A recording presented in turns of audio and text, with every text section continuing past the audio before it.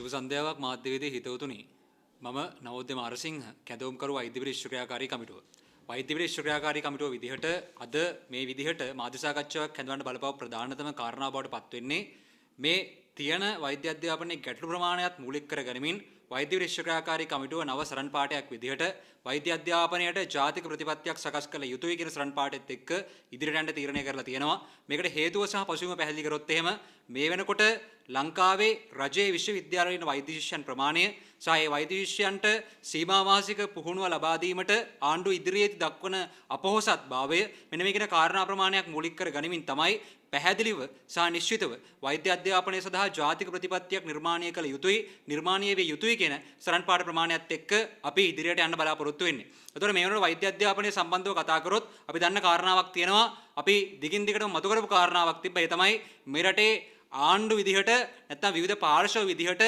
නැත්නම් රාජ්‍ය වෛද්‍ය උපාධි පවතිද්දී වෛද්‍ය උපාධිය පෞද්ගලීකරණය කරන්න බලන මුදලාල්ලා විදිහට හදන මතය තමයි මේ රටේ වෛද්‍යවරු අඩුයි වෛද්‍යවරු හිඟයි කියන කාරණාව. වෛද්‍ය පරීක්ෂකාකාරී කමිටුව විදිහට නිරන්තරයෙන්ම අපි කිව්ව කාරණාව තමයි මේ වෙනකොට මේ රටේ වෛද්‍යවරුන්ගේ හිඟයක් ඔය කියන මට්ටමින් පවතින්නේ නැහැ ක්‍රියාත්මක වෙන්නේ නැහැ කියන කාරණාව. ඒ කාරණාව සහතික කරමින් තහවුරු කරමින් වඩාත් ඒ කාරණාව ප්‍රත්‍යක්ෂ කරමින් ඔක්තෝබර් 24 වෙනිදා අදාළව විගණකාධිපති වාර්තාව නිකුත් වෙනවා. ඒ විගණකාධිපති වාර්තාවේ මොනවද කියන කාරණාව සඳහන් කරොත් එහෙම උපුටා ගැටීම කරන්න මෙන්න මේ විදිහට. උක්ත පහතිතක් එක තිතක් දෙක ඡේදයේ ප්‍රකාරව වර්තමානයේ වන විට දේශීය සහ විදේශීය විශ්වවිද්‍යාල වලින් වෛද්‍ය විද්‍යා උපාධිය සම්පූර්ණ කරනු ලබන සියලුම වෛද්‍ය නිලධාරීන් රාජ්‍ය සේවයට බදවා ගැනීම ගැටලුකාරී වී ඇති බව විගණනයේදී නිරීක්ෂණය විය. මේ කාරණාව කියන්නේ විගණකාධිපති වාර්තාව ඇතුලේ. තවදුරටත් කියනවා නම් දැනට අනුමත වෛද්‍ය නිලධාරීන් සංඛ්‍යාව තවදුරටත් වැඩි කිරීම රට තුළ පවතින ආර්ථික තත්ත්වය තුළ සිදු කළ හැකිද යන්න අධ්‍යයනය කර ඒ අනුව අනාගතයේ බිහිවන වෛද්‍ය විද්‍යා උපාධිධාරීන් සියලු දෙනා රාජ්‍ය සේවයට අන්තර්ග්‍රහණය කරගත නොහැකි නම් එම තත්ත්වයේ මහජනතාවට දැනුම් දීමටත් සහ බිහිවන උපාධිධාරීන් වෙනුවෙන් විදේශ රැකියා අවස්ථාවන් විවර කර ගැනීමටත් වගකිව යුතු පාර්ශවයන්ගේ අවධානය යොමු කිරීමේ අවශ්‍යතාවය නිරීක්ෂණය විය. මෙන්න මේ කියන කාරණාව තමයි මේ රටේ විගණකාධිපති වාර්තාවේදී ගිය වසරේ ඔක්තෝබර් 24 වෙනිදා අදාළව ඉදිරිපත් කෙරෙන්නේ. එතකොට මේ කාරණා ප්‍රමාණයත් එක්ක අපිට කියන්න තියෙන දේ තමයි වෛද්‍ය පරීක්ෂකයාකාරී කමිටුව විදිහට කාලයක් පුරාවට කිව්ව දේ මෙන්න විගණකාධිපති වාර්තාව ඇතුලේ සහතික වෙලා තියෙන පසුබිමක පැහැදිලි ගැටලුවක් නිර්මාණය වෙනවා. ඉදිරියේදී වෛද්‍ය අධ්‍යාපනය සම්බන්ධව නැත්නම් වෛද්‍ය විද්‍යා උපාධිය හදාරන උපාධිධාරියාගේ ඉන්ටර්න් එහෙම නැත්නම් පෝස්ට් ඉන්ටර්න් කාරණාව සම්බන්ධව ආසන්න වශයෙන් සංඛ්‍යා දත්තත් එක්ක පැහැදිලි කරොත් 2017 වසරට අදාළව කරපු උසස් පෙළ විභාගයෙන් පස්සේ ඒ උසස් පෙළ විභාගයේ ඇතුලේ මෙරට රාජ්‍ය වෛද්‍ය විද්‍යාලවලට ඇතුළත් වෙච්ච ශිෂ්‍යයන්ගෙන් 1199 දෙනෙක් පසුගිය අවසාන සීමාවාසික පුහුණුව සඳහා ඇතුළත් වුණා. ඒ වගේම ERPM කියන හඳුන්වන එක්සෑම් එක හරහා ශිෂ්‍යයන් 362 දෙනෙක් මේ සීමාවාසික ඛණ්ඩය සඳහා ඇතුළත් වුණා. ඒ වගේම කොතලාවල ආරක්ෂක විශ්වවිද්‍යාලය හරහා ශිෂ්‍යයන් 53 දෙනෙක් පසුගිය වසරේ නොවැම්බර් මාසයේදී ඇතුල් කරගත්ත ඉන්ටර්න් එහෙම නැත්නම් සීමාවාසික ඛණ්ඩය සඳහා ඇතුළත් වුණා. ඒතර සමස්තය වශයෙන් ගත්තට පස්සේ එකතුව 1614ක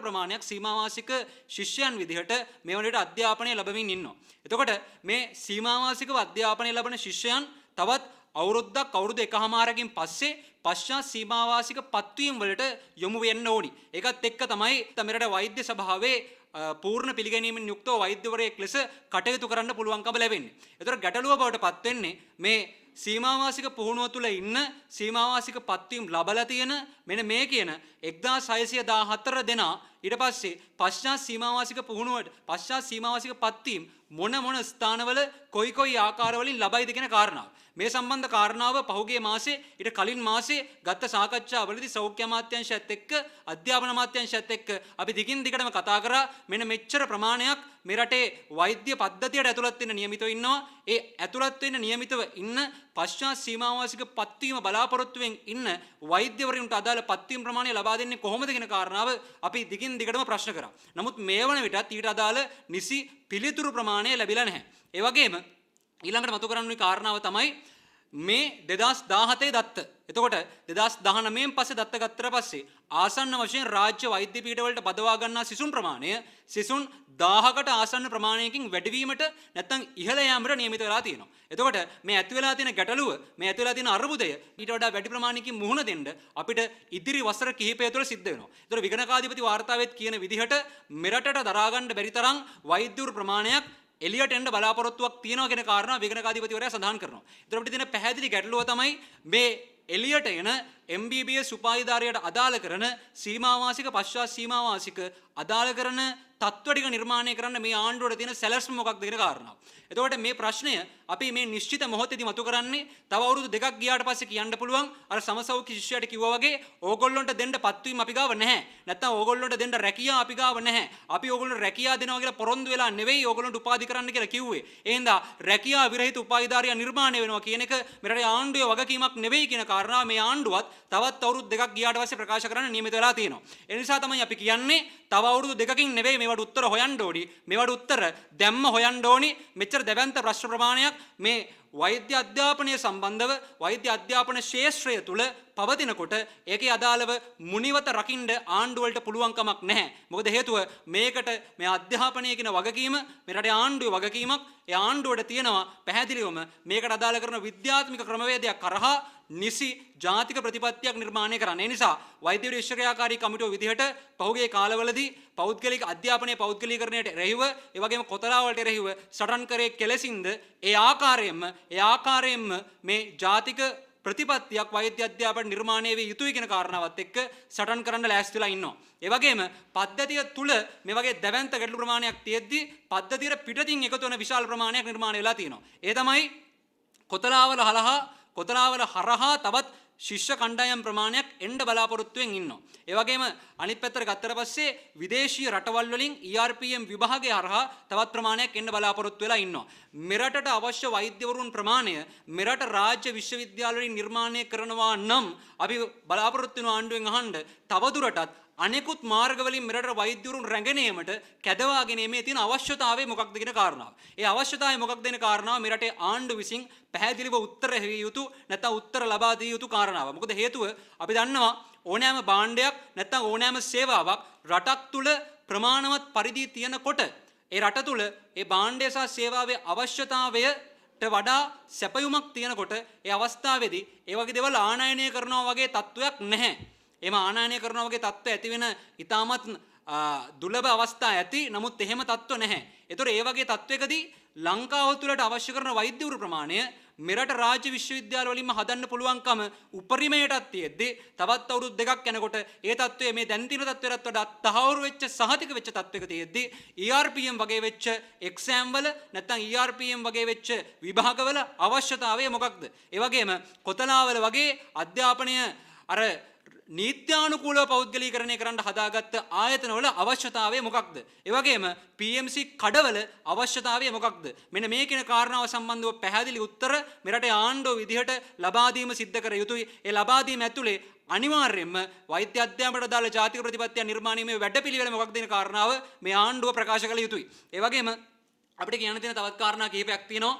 මෙච්චර අර්බුද ප්‍රමාණයක් තියෙද්දි මේ මෑතකදී දැන් සතියකට කලින් ආණ්ඩුව විදිහට නැත්නම් කොතලාවල විදිහට ඔවුන්ගේ තුන්වෙනි වසර කණ්ඩායමට අදාළව ඒ කියන්නේ මතක් කරොත් ලක්ෂ 125ට රනිල් වික්‍රමසිංහ විකුණපු ලක්ෂ 150ට අනුර කුමාර මුල් වතාවට විකුණපු ලක්ෂ 175ට අනුර කුමාර දෙවෙනි වතාවට විකුණන්න ඉන්න කොතලාවලට අදාළව තියෙන තුන්වෙනි කණ්ඩායමේ අන්න අර කියන ලයිස්තුව ඉදිරිපත් කරලා තියෙනවා. ඒ ලයිස්තුව ඇතුලේ දේශීය ශිෂ්‍යයන් 86ක ලයිස්තුවක් තියෙනවා.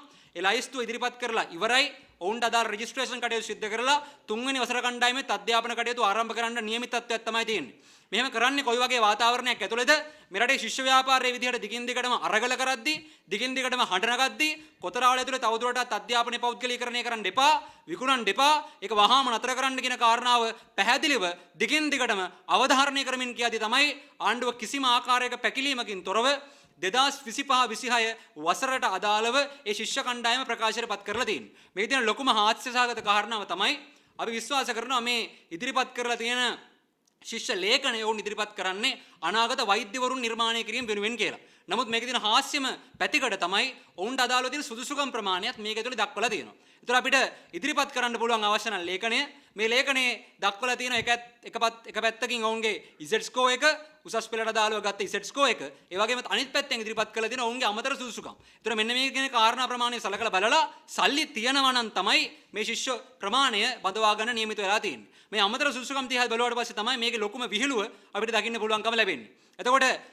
කොතලාවල ඇතුලේ වෛද්‍ය උපාධිය හදාරන්න තියෙන හොඳම සුදුසුකමක් තමයි චෙස් වලින් ඕල් අයිලන්ඩ් ගිහිල්ලා තියෙනවා නම් ඔන්න සුදුසුයි. ඒ වගේම බාස්කට් බෝල් වලින් ප්‍රොවින්ෂල් ලෙවල් ගිහිල්ලා තියෙනවා නම් ඔන්න සුදුසුයි කියලා තියෙනවා. ඒ වගේම ප්‍රෙසිඩන්ට් ගයිඩ් අවෝඩ් එක අරන් තියෙනවා නම් ඔන්න සුදුසුයි කියලා කියනවා. එතකොට අපි අහන්න කැමති බාස්කට් බෝල් ගහලා තියෙන චෙස් ඇදලා තියෙන මෙන්න මේ කියන කාරණාත් එක්ක අමතර සුදුසුකම් ප්‍රමාණය කොහොමද මේ රටේ රෝගියෙක් ගාවට ගිහිල්ලා ප්‍රතිකාර කරන වෛද්‍යවරයෙක්ට අදාළව ඍජුව බලපාන සුදුසුකම් බවට පත් වෙන්නේ. එහෙම ඍජුව බලපාන සුසුකම් බවට පත් වෙන්න මෙන්න මේ කියන කාරණා කොහොමද හේතු වෙන්නේ කියන බරපතල ප්‍රශ්නේ අපිට මේ ලේඛනය දිහා දැක්කහම එනවා. එතකොට එක පැත්තකින් Z score එක සහ අනිත් පැත්තෙන් මෙන්න තියෙන සුදුසුකම් විදිහට දක්වලා තියෙන දේවල් ටික. එතකොට අපිට පැහැදිලිවම පිළිතුරු අවශ්‍යයි. මෙන්න මේ කියන කාරණා කොහොමද වෛද්‍යවරයෙක් නිර්මාණය වීමේදී එකට අදාළව ඍජුව බලපාන සුදුසුකම් බවට පත් වුනේ කියන කාරණාව පැහැදිලි කිරීම එක්ක අපිට අවශ්‍යතාවය තියෙනවා. ඒ වගේම කොතලාවල ඇතුලේ අපි දෙකින් දිගටම අරගල කරපු ලිගින් දිගටම ගැටිච්ච තවත් කාරණාවක් තමයි කොතලාවල තුල මේ වන විට විකුණමින් ඉන්න උපාධි ප්‍රමාණය උපාධි විකිණීම සම්පූර්ණයෙන් නවත්වන්න කියන කාරණාව. ඒකදී ගියා අපි පදනම් එක්ක අධ්‍යාපනය කියන්නේ අයිතියක්, සෞඛ්‍ය කියන්නේ අයිතියක්, අධ්‍යාපනය සහ සෞඛ්‍ය අයිතියක් කොට එහෙම අධ්‍යාපනය සහ අයිතිය විකුණන් කණ්ඩ මේ රටේ ආණ්ඩු වලට තියෙන අයිතිය මොකක්ද කියන කාරණාව තමයි ප්‍රශ්න කරේ. එතකොට මේ ප්‍රශ්න කිරීම අපි දෙකින් දිගට කරන්න බලාපොරොත්තු වෙනවා. ඒ වගේම අපි දක්කා පහුගිය දවස්වල අධ්‍යාපන ප්‍රතිසංස්කරණත් එක්ක මේ රටේ අගමැතිතුමිය නැත්නම් හරිනි අමරසූරිය හත් පොලේ ගාන් ඉන්න ස්වරූපයක්. එතකොට අපි හරිනි අමරසූරියත් මතක් කරන්න කැමතියි. මොකද හේතුව අපි ගිය අවුරුද්දේ ගත්ත ක්‍රියාමාර්ගය අපි කොළඹ සිට ජනාධිපති ලේකම් කාර්යාලය දක්වා ආපු ක්‍රියාමාර්ගයේ නවත්තුනේ හරිනි අමරසූරියත් එක්ක ගත සාකච්ඡාවෙන්. එතනදී හරිනි අමරසූරිය කිව්ව කාරණාව තමයි අපි සති දෙකකින් මෙරට නිර්මාණය කරන්න බලාපොරොත්තුවෙන් හිටපු පෞද්ගලික වෛද්‍ය පීඨවලට අදාළව ලබා දෙන්න බලාපොරොත්තු වෙච්ච රෝහල් ප්‍රමාණය ලබා දෙන ගැසට් පත්‍රය අපි සති දෙකකින් අහෝසි කරනවා කියන එක. ඒ ගැසට් පත්‍රය අහෝසි කරනවා කිව්ව සති දෙකකින් අහෝසි කරනවා කියලා තමයි කිව්වේ. හැබැයි දැන් අගමැතිතුමියනි 2025ත් ගෙවිලා 2026ත් එළඹිලා ඉවරයි.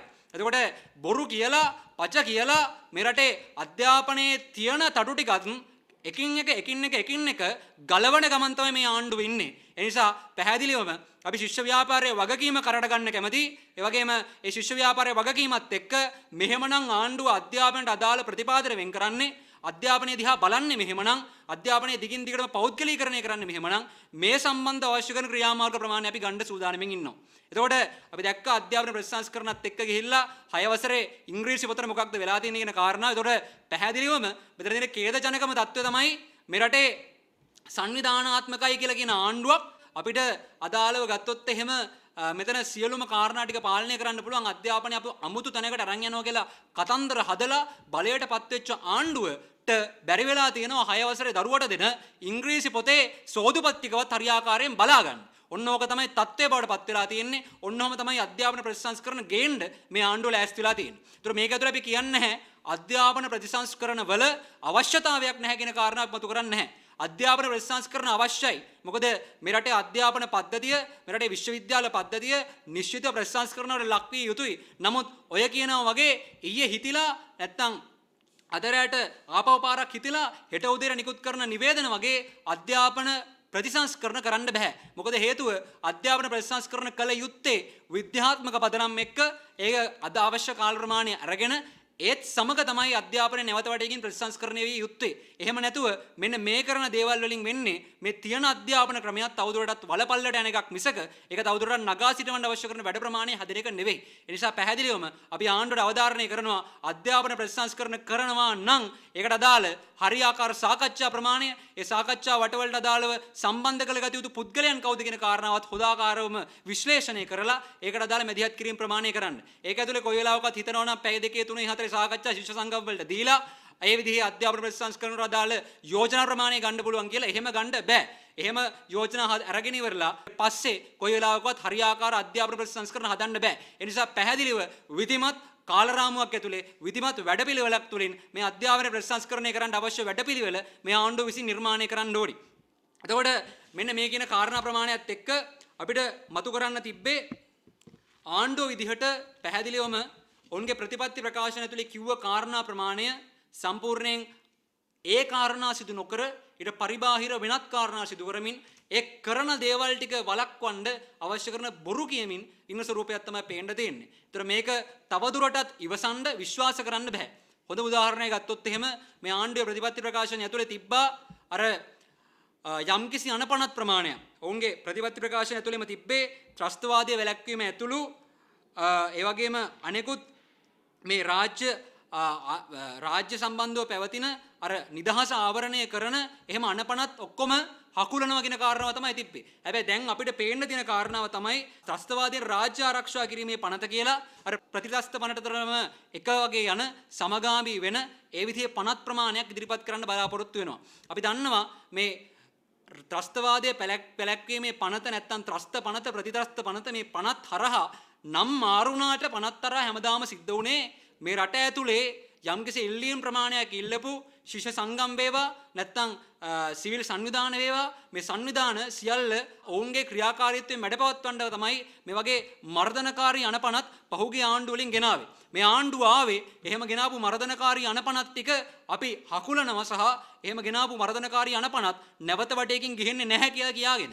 හැබැයි දැන් මේ ආණ්ඩුවත් රාජ්‍ය ත්‍රස්තවාදයෙන් ආරක්ෂා කිරීමේ පනත කියලා අර කලින් පනත්වල තිබ්බ කාරණා ප්‍රමාණයම පනතේ නම වෙනස් කරලා ගෙනමින් යන ස්වරූපයක් අපිට පේන්න තියෙනවා. එතකොට අපි PTA ATA වලට විරුද්ධ වුණා වගේම මෙන්න මේ කියන මේ පනත් වලටත් නැත්තම් මේ කියන අනපනත් වලටත් විරුද්ධ වෙන්න ලෑස්ති. ඒතකොට මේ විදිහට ගත්තට පස්සේ මේ රටේ අධ්‍යාපන ක්ෂේත්‍රය තුල වගේම අනෙකුත් ක්ෂේත්‍රවලත් දැවෙන ගැටලු විශාල ප්‍රමාණයක් සාකච්ඡා විය යුතුව තියෙනවා. ඒ සාකච්ඡා ප්‍රමාණයට අදාළව ක්‍රියාමාර්ග විදිහට උත්තර දෙන්න ශිෂ්‍ය ව්‍යාපාර ඉදිරියේ බලාපොරොත්තු වෙනවා. ජනවාරි පෙබරවාරි මාසවල මේ සියලුම විශ්වවිද්‍යාල වලට අදාළව ඒ ක්‍රියාමාර්ග ප්‍රමාණය ගනිවි.